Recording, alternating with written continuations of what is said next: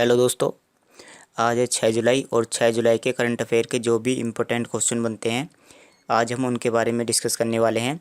इसकी पीडीएफ आपको Telegram channel सीटी करंट अफेयर पर मिल जाएगी। तो चलिए शुरू करते हैं और देखते हैं क्वेश्चन क्या क्या बनते हैं आज के। तो एक किताब है और किताब का नाम क्या है? किताब का नाम है Nathuram Godse, the truth story of Gandhi's assassin. तो इस किताब के लेखक कौन है, ये हमारा क्वेश्चन है। तो इस किताब के लेखक हैं धवल कुलकर्णी। तो इस किताब में इन्होंने जो नाथुराम गोडसे हैं इनके बारे में बताया है कि the true story of Gandhi's assassin. Assassin का मतलब क्या होता है? असैसिन का मतलब होता है हत्या, यानी जो गांधी जी की हत्या की गई थी।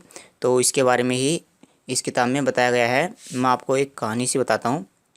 जब गांधी जी की हत्या नाथुराम गोडसे के द्वारा की गई थी तो क्या हुआ था कि जो नाथुराम गोडसे हैं इनको फांसी की सज़ा सुनाई गई थी। और जैसे गांधी जी के दो बेटे थे तो उन्होंने क्या किया था कि उनको फांसी की सज़ा से बचाने के लिए अपील दायर की थी। लेकिन फिर भी जो देश के प्रधानमंत्री थे उस समय के, जो पंडित जवाहरलाल नेहरू थे और जो सरदार वल्लभ भाई पटेल ने नाथुराम गोडसे को फिर भी फांसी दिला दी थी। तो इसका मतलब क्या है कि जो गांधी जी का परिवार है वो काफ़ी सज्जन रहा है और उनकी जो विचारधारा है वो काफ़ी बढ़िया है। तो चलिए देखते हैं अगला वाला क्वेश्चन। हाल ही में किस राज्य से 149 साल पुरानी दरबार मूव परंपरा को समाप्त कर दिया है?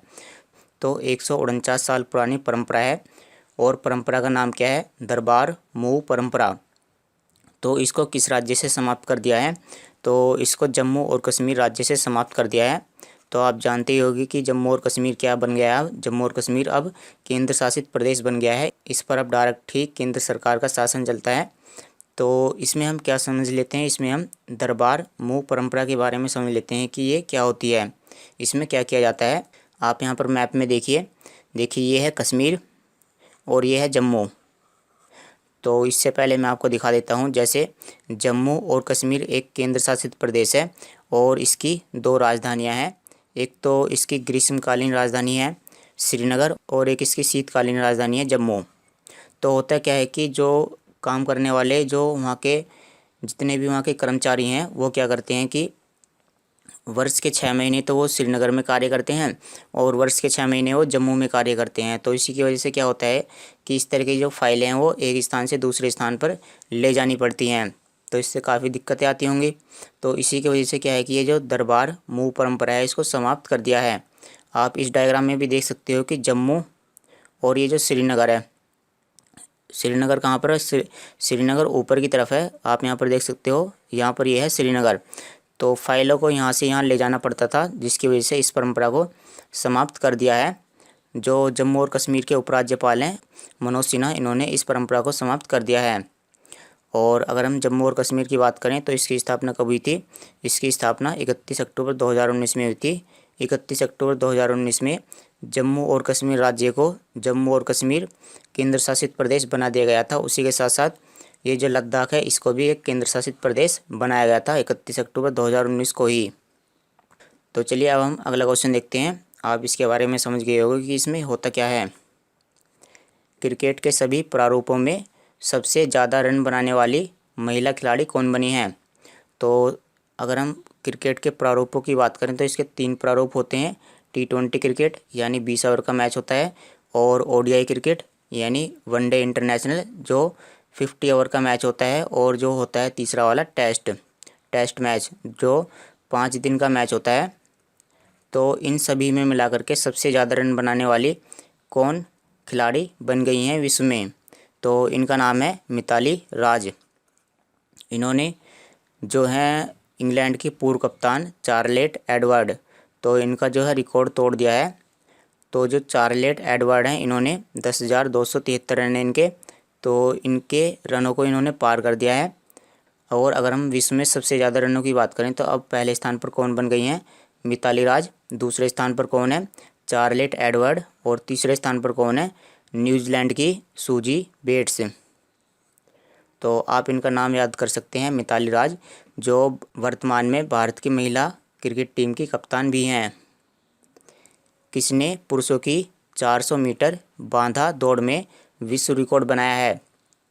तो बांधा दौड़ क्या होती है? जिसमें इस तरह के डंडे लगे हुए होते हैं और खिलाड़ी इस तरह के डंडों के ऊपर से दौड़ता हुआ आगे बढ़ता हुआ चला जाता है। तो बांधा दौड़ यानी हर्डल दौड़। तो इसमें विश्व रिकॉर्ड किसने बनाया है? तो विश्व रिकॉर्ड बनाया गया है वारहोम कार्स्टन, वारहोम कार्स्टन के द्वारा। तो आप यहाँ पर देख सकते हो, ये हैं वारहोम कार्स्टन, और इन्होंने 400 मीटर की जो बांधा दौड़ है उसको 46.70 सेकंड में तय किया है। तो इसका राइट आंसर क्या है? कार्स्टन वारहोम, इन्होंने वर्ल्ड रिकॉर्ड बना दिया है। अगर इससे पहले की बात करें तो यह वर्ल्ड रिकॉर्ड किसके नाम था? इससे पहले यह वर्ल्ड रिकॉर्ड किसके नाम था? ये था केविन यंग के नाम, जो अमेरिका के निवासी हैं। और जो इनका रिकॉर्ड था वो कितना था? 46.68 सेकंड। तो बस थोड़ा सा ही अंतर आया, 46.70 और यह है 46.78। तो थोड़ा बहुत ही अंतर आया है 0.08 सेकंड का। फिर भी इन्होंने वर्ल्ड रिकॉर्ड स्थापित कर दिया है। भारतीय सेना प्रमुख जनरल MM नरवाने किस देश में भारतीय सेना स्मारक का उद्घाटन करेंगे?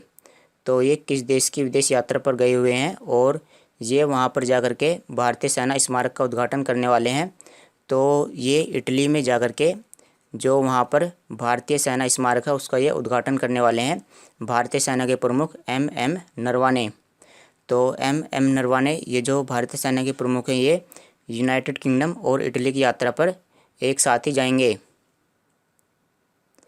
और अगर हम इटली में बात करें तो इटली में ये इटली का जो शहर है केसिनी, तो केसिनी में भारतीय सेना स्मारक का ये उद्घाटन करने वाले हैं और ये यूनाइटेड किंगडम और इटली की यात्रा पर जाने वाले हैं। तो जो भारतीय सेना के प्रमुख हैं, जो थल सेना अध्यक्ष हैं MM नरवाने यानी मनोज मुकुंद नरवाने, ये यूनाइटेड किंगडम और इटली जाने वाले हैं। अंतरिक्ष में जाने वाली भारतीय मूल की तीसरी महिला कौन बनने वाली हैं? भारतीय मूल की तीसरी महिला कौन बनने वाली हैं? तो आप यहाँ पर इमेज में देख सकते हैं, इनका नाम है शिरीषा बांदला। तो ये भारतीय मूल की तीसरी महिला बनने वाली हैं। और अगर हम बात करें कि ये किस कंपनी की सहायता से अंतरिक्ष में जाने वाली हैं, जैसे नासा, इसरो या जापान की स्पेस एजेंसी क्या है जाक्सा या रोसकॉस्मोस, तो जो इनकी स्पेस एजेंसी का नाम है वो क्या है? Virgin galactic, virgin galactic. तो ये इसकी सहायता से ही अंतरिक्ष में जाने वाली हैं और ये मिशन 22 इसके तहत अंतरिक्ष में जाएंगी। और अगर हम इनकी बात करें तो ये किस राज्य की रहने वाली हैं? ये आंध्र प्रदेश की रहने वाली हैं और ये 4 वर्ष की उम्र में ही अमेरिका चली गई थी। तो आंध्र प्रदेश की रहने वाली हैं, 4 वर्ष की उम्र में अमेरिका चली गई थी। और किस कंपनी के तहत ये अंतरिक्ष में जाएंगी? Virgin galactic. चलिए वर्जिन गैलेक्टिक इसके बारे में जान लेते हैं कि इसका मुख्यालय कहाँ पर स्थित है। तो इसका मुख्यालय है USA कैलिफोर्निया में स्थित यानी अमेरिका में स्थित है और इसकी स्थापना 2004 में हुई थी। और इसके संस्थापक कौन है? रिचर्ड ब्रैंडनसन। इसके संस्थापक कौन है? रिचर्ड ब्रैंडनसन। तो रिचर्ड ब्रैंडनसन के साथ ही ये जाने वाली हैं। कल्याण नारायण भट्टाचार्य किस राज्य के लोकायुक्त बने हैं? कल्याण नारायण भट्टाचार्य जी, तो ये त्रिपुरा के लोकायुक्त बने हैं। चलिए त्रिपुरा के बारे में जान लेते हैं। तो त्रिपुरा की राजधानी क्या है? अगरतला। यहाँ के मुख्यमंत्री हैं विप्लव देव और त्रिपुरा के राज्यपाल हैं रमेश बैस। और अगर हम इसके पड़ोसी राज्य की बात करें तो इसके 2 पड़ोसी राज्य हैं मिजोरम और असम। देखिए आप इसको आसानी से याद कर सकते हैं। आप यहाँ से याद करिए, मेघालय 1 के साथ अपनी सीमा साझा करता है, त्रिपुरा 2 के साथ अपनी सीमा साझा करता है, मेघालय 1 के साथ, त्रिपुरा 2 के साथ, मिजोरम जो है 3 के साथ सीमा साझा करता है, मणिपुर भी 3 और ये नागालैंड भी 3, उसके बाद ये 2 और असम ये 7। तो इस तरह से आप याद कर सकते हो 1 2 3 3 3 और ये 2। तो ये जो त्रिपुरा है यह किस किस के साथ में अपनी सीमा साझा करता है? तो यह ऊपर की तरफ असम से और यहाँ राइट में मिजोरम के साथ में अपनी सीमा साझा करता है। लेडी डॉक्टर्स, तो इस पुस्तक के लेखक कौन है? Lady doctors the untold stories of India's first women in medicine. तो भारत के पहले डॉक्टरों की कहानी इसमें बताई गई है, लेडी डॉक्टर्स।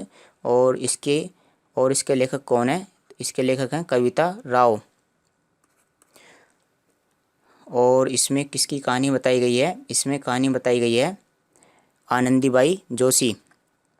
ये जो आनंदीबाई जोशी हैं ये तो भारत की पहली महिला डॉक्टर हैं, लेकिन इस पुस्तक में किसकी कहानी बताई गई है? लेडी डॉक्टर्स में इसमें कहानी बताई गई है, आप यहाँ पर देखिए, रुखमाबाई राउत। इसमें किसकी कहानी बताई गई है? रुखमाबाई राउत।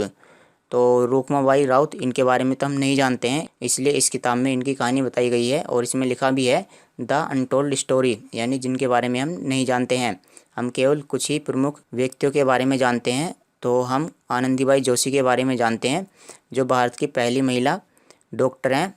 और इस किताब में रुखमाबाई राउत के बारे में बताया गया है। केंद्र सरकार ने भारतीय जीवन बीमा निगम के चेयरमैन की सेवानिवृत्ति उम्र को 60 वर्ष से बढ़ाकर कितने वर्ष कर दिया है? जो LIC होती है, यानी life insurance corporation of India, तो इसके जो चेयरमैन होते हैं उनकी जो रिटायरमेंट की आयु होती है उसको कितने वर्ष कर दिया है? तो जो रिटायरमेंट की जो आयु होती है उनकी, उसको 60 वर्ष से बढ़ा करके अब 62 वर्ष कर दिया है। यानी जो LIC के चेयरमैन होने वाले हैं वो रिटायर कितने वर्ष की उम्र में होंगे? तो वो रिटायर होंगे 62 वर्ष की उम्र में। तो LIC के बारे में जान लेते हैं। Life insurance corporation of India, और इसकी स्थापना 1 सितंबर 1956 में हुई थी। इसका मुख्यालय मुंबई में स्थित है और वर्तमान में इसके चेयरमैन या अध्यक्ष कौन है? MR कुमार। हाल ही में किस एजेंसी ने most innovative investment promotion agency 2021 का पुरस्कार जीता है? मोस्ट, आप यहाँ पर देख सकते हो, पुरस्कार का नाम है the world's most innovative investment promotion agency. तो इसका पुरस्कार किसके द्वारा जीता गया है? इसका पुरस्कार जीता गया है इन्वेस्ट इंडिया के द्वारा। इन्वेस्ट इंडिया के द्वारा इसका पुरस्कार जीता गया है, the most innovative investment promotion agency. और यह पुरस्कार इसको किसके द्वारा दिया गया है? यह पुरस्कार इसको ओसियो ग्लोबल इनोवेशन अवार्ड, तो यह पुरस्कार इसको ओसियो के द्वारा दिया गया है। और पुरस्कार किसको मिला है? इन्वेस्ट इंडिया को। तो आप इसका नाम याद कर लीजिए केवल, और इसमें कुछ भी नहीं करना है। निम्न में से किसने निपुण भारत लॉन्च किया है? तो निपुण योजना लॉन्च की गई है, और यह रमेश पोखरियाल निशंक जो शिक्षा मंत्री हैं इनके द्वारा लॉन्च की गई है, मिनिस्ट्री ऑफ एजुकेशन। तो आप यहाँ पर देख सकते हो, ये हैं केंद्रीय शिक्षा मंत्री रमेश पोखरियाल निशंक, इनके द्वारा निपुण भारत योजना लॉन्च की गई है। चलिए हम निपुण की फुल फॉर्म जान लेते हैं, NIPUN। तो निपुण की फुल फॉर्म है national initiative for proficiency in reading with understanding and numeracy. यानी हमें प्रोफिशिएंसी किस में लानी है? हमें प्रोफिशिएंसी लानी है रीडिंग में, यानी पढ़ने में, और साथ ही साथ में उसको समझने में, यानी अगर हम किसी चीज़ को पढ़ते हैं तो उसको वो हमारे समझ में भी आए। और साथ ही साथ में हमें न्यूमरेसी, यानी जो नंबर होते हैं जैसे 1 2 3 4, इनमें भी जो बच्चे होते हैं उनको समझ होनी चाहिए। जैसे मैं आपको यहाँ पर दिखा देता हूँ, साक्षरता और संख्या ज्ञान। साक्षरता और संख्या ज्ञान, तो इसका उद्देश्य क्या है? इसका उद्देश्य साक्षरता और संख्या ज्ञान है निपुण योजना का। शिक्षा के लिए संसदीय स्थायी समिति के प्रमुख कौन बने हैं? तो इसके प्रमुख बनाए गए हैं विनय सहस्त्रबुद्धे। और अगर हम बात करें कि ये जो संसदीय स्थायी समिति है, जैसे इसके प्रमुख कौन है? विनय सहस्त्रबुद्धे।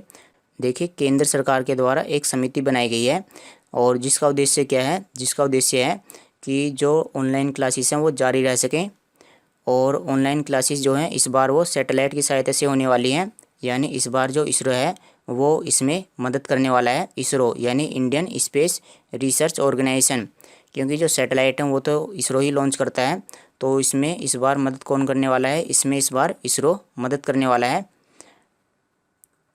तो चलिए इसरो के बारे में जान लेते हैं। इसरो की फुल फॉर्म क्या है? Indian Space Research Organisation. इसकी स्थापना 15 अगस्त 1959 को हुई थी। और इसके संस्थापक कौन थे? इसके संस्थापक हैं विक्रम साराभाई। और इसके वर्तमान में निदेशक यानी डायरेक्टर कौन है? इसके डायरेक्टर हैं कैलाश वादिनु सिवान, और इसरो का मुख्यालय है बेंगलुरु में। तो चलिए दोस्तों, आज की वीडियो में इतना ही। Thanks for watching the video. कल मिलते हैं आपसे।